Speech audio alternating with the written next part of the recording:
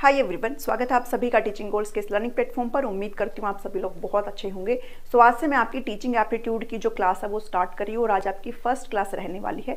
चंडीगढ़ का चाहे पीजीटी का एग्जाम हो, चाहे टीजीटी का एग्जाम हो, चाहे फिर आपका पीआरटी का एग्जाम हो, आपसे टीचिंग एप्टीट्यूड जो है वो 12 और 15 नंबर का आपसे पूछा जाने वाला है। तो आपके लिए ये क्लासेस बहुत ज़्यादा इंपॉर्टेंट है और इनसे पढ़ करके आप अपने क्वेश्चन जो है वो अच्छे तरीके से बना सकते हैं, ऐसा मैं उम्मीद करती हूँ।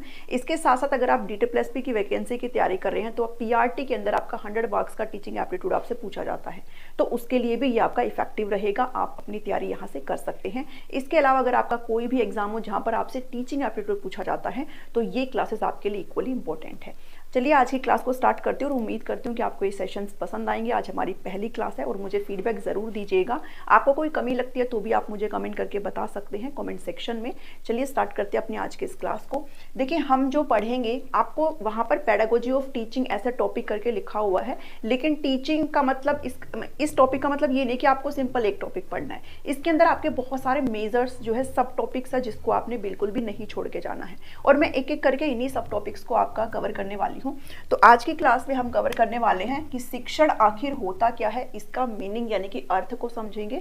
इसके अलावा नेचर यानी कि कैरेक्टरिस्टिक्स, विशेषताओं को समझेंगे, क्या क्या उद्देश्य है शिक्षण के, ऑब्जेक्टिव्स क्या है, और वेरिएबल्स जो कि बहुत इंपॉर्टेंट है वेरिएबल्स को कवर करना। 3 वेरिएबल को हम यहाँ पर पढ़ते हैं। और बेसिक रिक्वायरमेंट क्या है टीचिंग की, शिक्षण के लिए आधारभूत जरूरतें क्या होती है, किन किन प्रोसेस से आप सारी चीज़ों को एक तरीके से गुजरते हैं, वो सारी चीज़ें हम इसमें पढ़ने वाले हैं।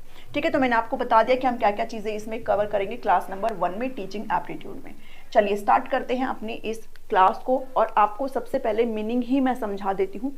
देखिए टीचिंग यानी कि शिक्षण का मतलब ये होता है कि शिक्षण कैसे हो रहा है कि या तो कोई भी एक इंडिविजुअल है और वो नॉलेज का स्थानांतरण करना है, अपने ज्ञान का एक तरीके से स्थानांतरण करना है किसी भी दूसरे इंडिविजुअल को।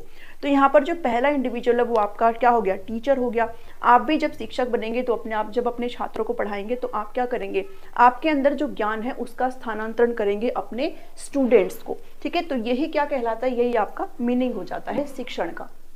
एक्ट ऑफ इम्पार्टिंग नॉलेज, ज्ञान का स्थानांतरण टीचर से उसके स्टूडेंट्स की तरफ, स्किल्स यानी कि कौशलों का स्थानांतरण, और वैल्यूज यानी कि मूल्यों का स्थानांतरण किससे, टीचर से और स्टूडेंट की तरफ। ठीक है, तो इसके बहुत सारे डेफिनेशंस हो जाते हैं, बस आपको बेसिक इन चीज़ों को समझना है कि क्या है act of imparting knowledge, skills and values. ठीक है, बेसिकली हम अपने एक्सपीरियंस जो है, हमारा जो अनुभव है, हम उसको क्या करते हैं, इंप्लीमेंट करते हैं और बच्चों को चीज़ें इफेक्टिव तरीके से समझाने की कोशिश करते हैं, और यही प्रक्रिया आपकी क्या कहलाती है, ये आपकी शिक्षण कहलाती है। ठीक है, तो हमें यहाँ पर मीनिंग समझ में आया। अब बात करते हैं कि नेचर यानी कि कैरेक्टरिस्टिक्स क्या होते हैं, क्या क्या विशेषताएं होती है, शिक्षण की प्रकृति क्या होती है। तो मैंने यहाँ पर आपको पूरा काफी सारी चीजें लिखी हुई है, एक एक करके हम इनको अच्छे से समझेंगे। क्वेश्चंस आपसे डायरेक्टली कई बार ऐसे ही पूछ लेते हैं, तो आप एक भी चीज को यहाँ पर इग्नोर नहीं करेंगे। ठीक है, स्टार्ट करते हैं नंबर 1 से।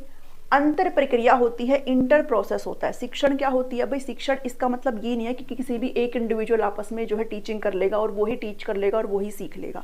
इसके लिए आपको कम से कम क्या, एक टीचर की जरूरत होती है, एक शिक्षक की जरूरत होती है, और कम से कम एक स्टूडेंट की यहाँ पर जरूरत होती है। तभी तो नॉलेज का ट्रांसफर हो पाएगा, तभी तो वैल्यूज का ट्रांसफर हो जाएगा।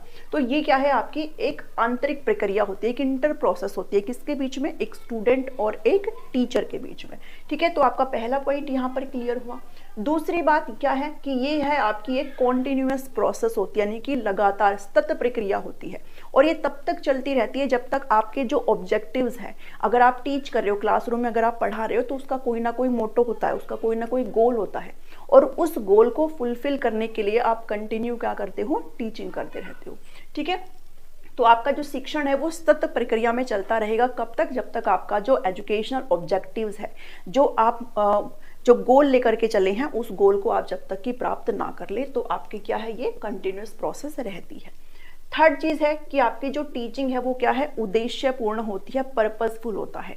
ऐसा नहीं होता कि मैं यहाँ पर अगर आज आपको पढ़ा रही हूँ तो उसका कोई उद्देश्य नहीं, मैं ऐसे ही नहीं पढ़ा रही हूँ। मेरा उद्देश्य है कि आपको ये टॉपिक अच्छे से समझ में आ जाए, तभी मैं आपको टीचिंग यहाँ पर कर रही हूँ। ठीक है, आप क्लासरूम में अपने बच्चों को पढ़ाओगे, कोई भी अगर आप टॉपिक पढ़ा रहे हो तो आपका एक पर्पस है, आपका एक उद्देश्य है, आपका एक ऑब्जेक्टिव है कि आप बच्चों को उस चीज के प्रति ज्ञान जो है एक तरीके से देना चाहते हैं।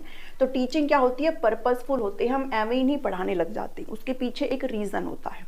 ठीक है। नेक्स्ट क्या है कि जो टीचिंग होती है वो कॉम्प्लेक्स प्रोसेस होती है, यानी कि जटिल प्रक्रिया होती है। कॉम्प्लेक्स का मतलब ये है कि आप सारी चीज़ों की प्लानिंग करते हो। अगर आप कोई टॉपिक करवाने वाले हो तो पहले आप उसकी प्लानिंग करते हो, आप उसको कैसे प्रेजेंट करेंगे। आपकी क्लास में बहुत सारे जो डिफरेंट इंडिविजुअल नीड्स वाले बच्चे हैं, हर बच्चे के लिए आप कैसे कैसे चीज़ों को समझाएंगे। अगर आपके बच्चों को समझ में नहीं आ रहा है तो आप कौन सा अलग अल्टरनेटिव मेथड यूज़ करेंगे ताकि उनको समझ में आ जाए। तो टीचिंग क्या है, आपकी एक जटिल प्रक्रिया है, एक इजी प्रोसेस नहीं है। अगर किसी भी एक बच्चे को दिक्कत आ रही है तो आपको अपनी टीचिंग मेथड्स में सुधार लाना होगा, उसमें बदलाव लाना होगा, असेसमेंट करना होगा, ठीक है, इवैल्यूएशन की प्रक्रिया होती है। तो ये क्या है, आपकी एक कॉम्प्लेक्स प्रोसेस यहाँ पर शिक्षण कहलाता है। नेक्स्ट है 5 नंबर का कि टीचिंग जो है वो प्लान्ड भी होती है और अनप्लान्ड भी होती है। हमेशा ज़रूरी नहीं है कि आप सारी चीज़ें प्लानिंग के तहत ही करते हो, आप सारा जो शिक्षण है वो प्लानिंग के तहत ही कर रहे हो। आप क्लासरूम में जो कुछ भी पढ़ा रहे हो बच्चों को वो आपका प्लानिंग हो सकता है, लेकिन बहुत सारी ऐसी चीज़ें होती है जो अनप्लान्ड भी होती है। जैसे आपका जो हिडन करिकुलम होता है वो आपका अनप्लान्ड होता है। लाइक बच्चों को अगर आप डिसिप्लिन सिखा रहे हो, उनको अगर मोरल वैल्यूज सिखा रहे हो तो ये आपके प्लानिंग नहीं होती है, वो सारी चीज़ें क्या है वो आपकी अनप्लान्ड होती है। तो ज़रूरी नहीं है कि शिक्षण आपका प्लान हो, वो आपका अनप्लान्ड भी हो सकता है। ठीक है। नेक्स्ट चीज पर बढ़ते हैं कि आपका जो शिक्षण है, टीचिंग है, वो डायनामिक भी होती है और रिफ्लेक्टिव भी होती है। डायनामिक का मतलब ये होता है कि वो गतिशील होती है, मतलब एक जैसी नहीं होती है। आप हमेशा शिक्षण हर बच्चे के लिए एक जैसा इस्तेमाल करो। आप हर बच्चे के लिए एक ही टीचिंग मेथड का अगर इस्तेमाल कर रहे हो तो ऐसा ज़रूरी नहीं है कि सभी बच्चों को एक ही मेथड से समझ में आ रहा हो। आपको अपने मेथड्स में सुधार भी लाना होगा, उसको मॉडिफाई भी करना होगा, अलग अलग चीज़ों का इस्तेमाल करना होगा, अलग अलग एक्टिविटीज़ का इस्तेमाल करना होगा। तो आपकी जो टीचिंग है वो कैसी होती है, वो डायनेमिक होती है, एक जैसी नहीं होती, स्टैटिक नहीं होती, ठीक है, स्थिर नहीं होती। आप हर बच्चे के लिए एक ही मेथड का इस्तेमाल नहीं करते हो। उसके अलावा आपकी जो टीचिंग है वो रिफ्लेक्टिव भी होती है। रिफ्लेक्टिव का मतलब क्या होता है कि आप जो पढ़ा रहे हो बच्चे उसमें कितना कर पा रहे हैं। अगर बच्चों में कोई दिक्कत आ रही है तो आप अपने जो टीचिंग है उसको रिफ्लेक्ट कर रहे हो कि मेरे को इसमें ये सुधार लाने की जरूरत है। बच्चों को तब समझ में आएगा। अब बच्चों को नहीं समझ में आ रहा है तो मैं अगर इसमें ऐसे सुधार लाता हूँ या लाती हूँ तो बच्चों को समझ में आएगा। तो आप अपने खुद के शिक्षण में भी झांक के देख सकते हो। रिफ्लेक्टिव का मतलब ये होता है कि आपको ये पता चल जाता है कि आप जिस तरीके से पढ़ा रहे हैं वो सही है कि नहीं है, आपको क्या और उसमें मॉडिफिकेशन करने की जरूरत है। ठीक है। फिर आता है कि टीचिंग क्या होती है, वो सोशल भी होती है और प्रोफेशनल भी होती है। भाई सामाजिक तो होती ही है, टीचिंग सामाजिक होती है क्योंकि टीचर जो है उसके लिए कम से कम एक स्टूडेंट की रिक्वायरमेंट होती है, टीचिंग के लिए एक से ज़्यादा स्टूडेंट की। तो ये एक सामाजिक प्रोसेस होती है। आप घर में बैठ करके सिर्फ नहीं पढ़ा सकते हो, इसके लिए आपको बाहर जाना पड़ेगा, आपको डिफरेंट बैकग्राउंड के बच्चों को डील करना होगा। तो ये क्या है, एक सोशल प्रोसेस भी होती है टीचिंग। इसके अलावा जो शिक्षण है वो एक प्रोफेशनल भी होता है। भाई आप सभी लोग पढ़ाएंगे तो obvious सी बात है आपकी उससे अर्निंग भी होगी, आपका उससे घर भी चलेगा। तो क्या है, ये प्रोफेशनल भी होती है टीचिंग। ठीक है। नेक्स्ट की बात करें तो जो टीचिंग है वो आपका आर्टिस्टिक और साइंटिफिक होता है, यानी कि एक कला भी है शिक्षण और आपका एक क्या है, वैज्ञानिक मेथड भी आपका ये कहलाता है। जैसे आप प्लानिंग कर रहे हो, आप सारी एक्टिविटीज़ को परफॉर्म कर रहे हो, आप कैसे इवैल्यूएशन करोगे, कैसे बच्चों का मूल्यांकन करेंगे, सारी चीज़ें, वो सब क्या है, वो सब आपका साइंटिफिक पार्ट है। लेकिन आप कैसे अपने शिक्षण को प्रेजेंट कर रहे हो, आप किन मेथड्स का इस्तेमाल कर रहे हो, आप किस तरीके से प्रस्तुतिकरण कर रहे हो, वो एक कला कहलाती है ना। अब हो सकता है मान लो अगर कोई भी एक टीचर है, उसको प्रेजेंट करना नहीं आता है चीज़ों को, उसके पास ज्ञान बहुत है, वो जानता बहुत है, लेकिन वो समझाने की जो कला है, जो आर्ट है समझाने का, सबका अलग अलग होता है ना। कोई जो रियल एग्जाम्पल्स हैं उनसे समझा देता है, कोई बहुत सारे एग्जाम्पल से समझा देता है, कोई सिर्फ और सिर्फ किताबी ज्ञान तक ही सीमित रह जाता है। तो समझाना यानी कि जो आप पढ़ाना चाहते हो उसका प्रेजेंटेशन करना, उसका प्रस्तुतिकरण करना, वो एक क्या कहलाती है, वो एक कला कहलाती है, जो कि हर टीचर टू टीचर क्या होता है, वेरी करता है। आपकी जितना अच्छा प्रेजेंटेशन स्टाइल है उतना ही अच्छा आपके बच्चों को समझ में भी आएगा। तो ये क्या है, ये आर्टिस्टिक और साइंटिफिक होता है। ठीक है। नेक्स्ट पे बात करते हैं तो जो टीचिंग है, शिक्षण है, वो आपका औपचारिक भी होता है और अनौपचारिक भी होता है, यानी कि फॉर्मल और इनफॉर्मल दोनों होता है। इसका मतलब ये है कि ज़रूरी नहीं है कि आप जो शिक्षण है वो सिर्फ स्कूल में ही हो रहा है। मतलब शिक्षण जो है वो स्कूल से बाहर भी हो रहा है, बच्चे जो है लर्निंग कर रहे हैं वो स्कूल में तो कर ही रहे हैं, इसके अलावा वो अपने घर परिवार में रहकर भी लर्निंग करते हैं। तो शिक्षण क्या है, शिक्षण सिर्फ और सिर्फ फॉर्मल नहीं होता बल्कि कैसा, इनफॉर्मल भी होता है। ठीक है, उसके बाद क्या आता है, उसके बाद 10 नंबर पॉइंट है कि एक प्रोसेस है गाइडेंस का।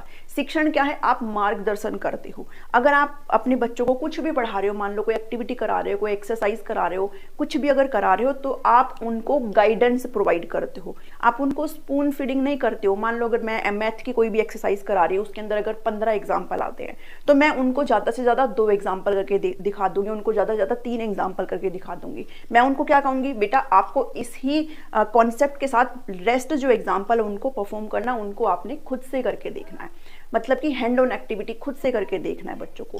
तो ये क्या है कि आप सिर्फ गाइडेंस यहाँ पर प्रोवाइड करते हैं, बच्चों को मार्गदर्शन देते हैं, बच्चा खुद से करते हुए सीखता है, आप स्पून फीडिंग नहीं करते हो, है ना। तो ये आपका 10 नंबर पॉइंट हो गया। लास्ट जो पॉइंट है वो है डेवलपमेंटल, यानी कि विकासात्मक होता है। ऑब्वियस सी बात है, अगर आप टीचिंग कर रहे हो तो बच्चे का कॉग्निटिव जो डोमेन है वो यहाँ पर बढ़ रहा है, बच्चे की मोरालिटी इंक्रीज हो रही है, बच्चे का इमोशनल डेवलपमेंट हो रहा है, फिजिकल डेवलपमेंट हो रहा है, जितने भी डेवलपमेंट के एस्पेक्ट है, जितने भी विकासात्मक पहलू है वो सभी यहाँ पर क्या हो रहे हैं, डेवलप कर रहे हैं। इसलिए क्या है, शिक्षण आपका विकासात्मक कहलाता है।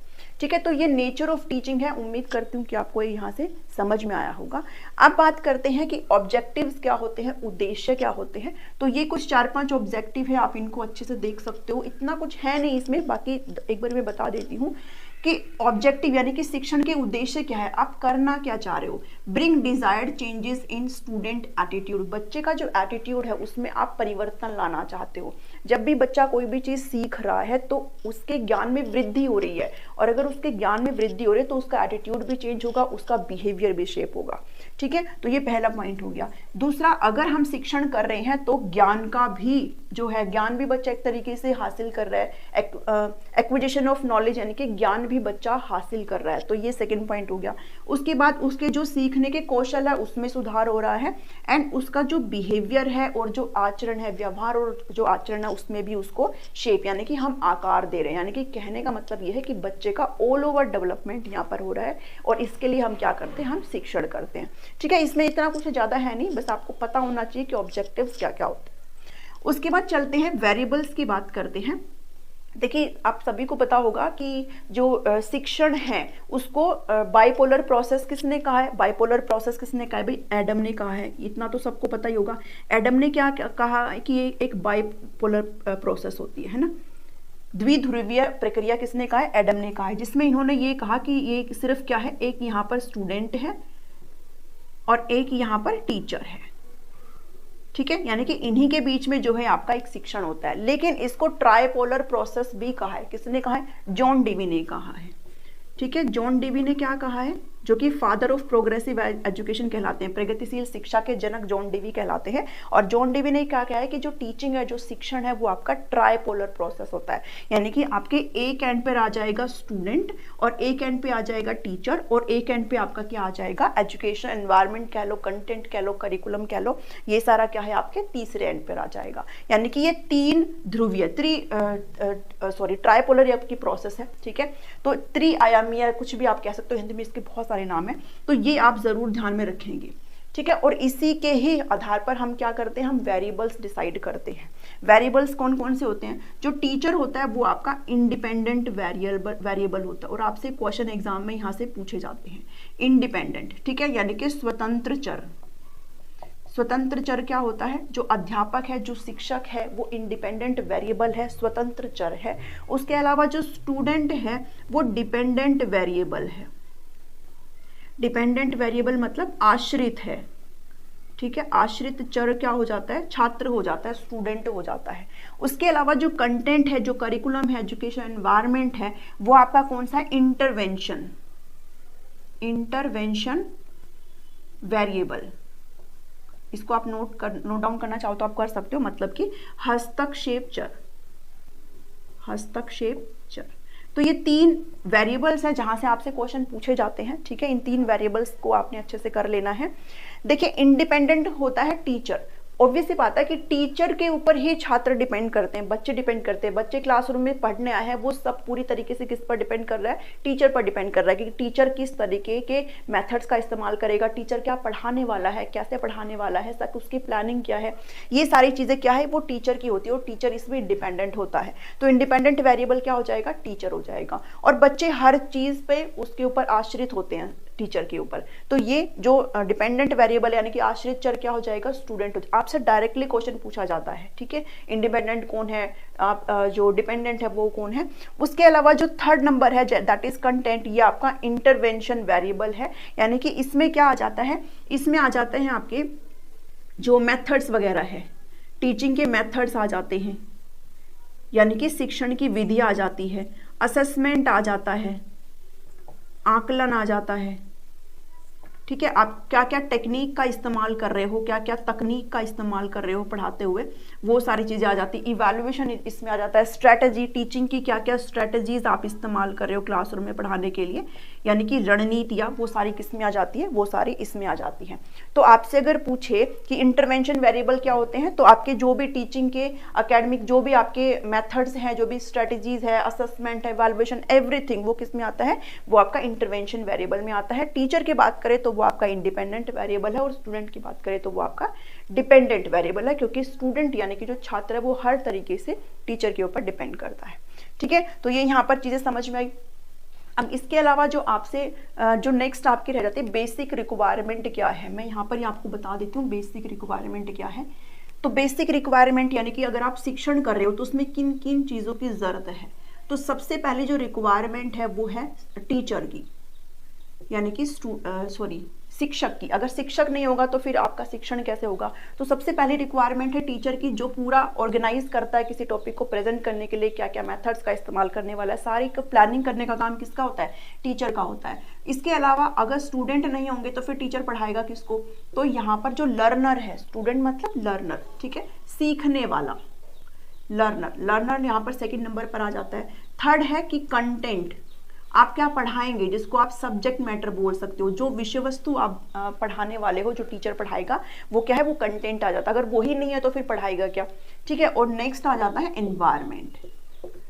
अगर टीचर पूरी तरीके से रेडी है, पूरा प्लानिंग उसने कर रखी है टीचर ने, लेकिन एक सुटेबल एनवायरनमेंट अगर उसके पास नहीं है तो फिर शिक्षण नहीं हो सकता। तो ये चार जो है आपका बिल्कुल ही बेसिक रिक्वायरमेंट होती है टीचिंग के लिए, जो कि आपने ध्यान में रख लेनी है। आज की इस क्लास में इतना ही है। उम्मीद करती हूँ आपको चीज़ें समझ में आई होगी। जो नहीं समझ में आता है आप कमेंट करके मुझसे पूछ सकते हो, मैं आपको रिप्लाई करने की कोशिश करूँगी। और पसंद आए तो इसको ज़रूर लाइक करें, थम्स अप करें और शेयर करें सभी के साथ। और टीचिंग गोल्स पर अगर आप नए हैं तो इसे सब्सक्राइब करना बिल्कुल भी ना भूलें, बिल्कुल फ्री होता है सब्सक्राइब करना। मिलती हूँ नेक्स्ट वीडियो में। Thank you, thanks for watching.